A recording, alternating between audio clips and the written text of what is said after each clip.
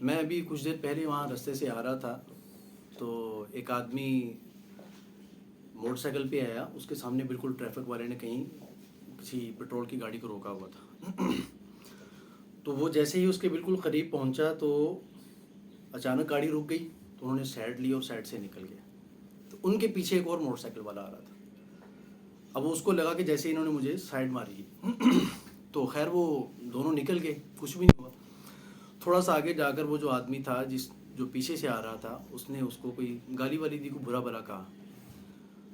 تو جو پہلے والا آدمی تھا اس نے کہا کہ بھائی آپ جاؤ یار, جاؤ کام کرو. صرف اتنی بات کے اوپر وہ اس کو کہتا کہ میں نکالوں پستول.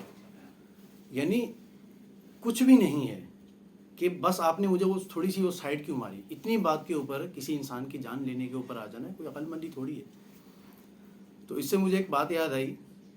ایک آدمی کہیں رستے میں جا رہا تھا تو گلی اس کی تنگ تھی, تو وہاں گدھا کھڑا ہوا تھا. اب جب وہ آدمی وہاں سے گزرنے لگا تو جگہ تنگ ہونے کی وجہ سے اس کو مشکل ہوئی, لیکن اس نے کہا کہ میں نے بھی ادھر سے ہی گزرنا ہے.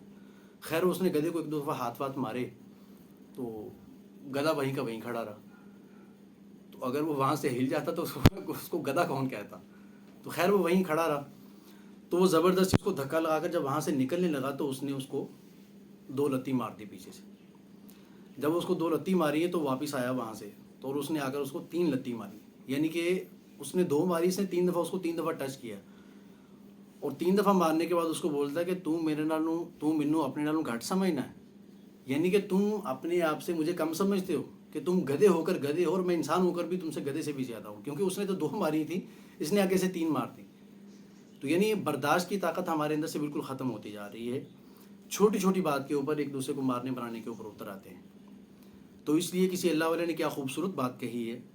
انہوں نے کہا ہے کہ زبر نہ بنو, زیر بنو, کیونکہ کل اللہ کے ہاں بھی ہمیں پیش ہونا ہے.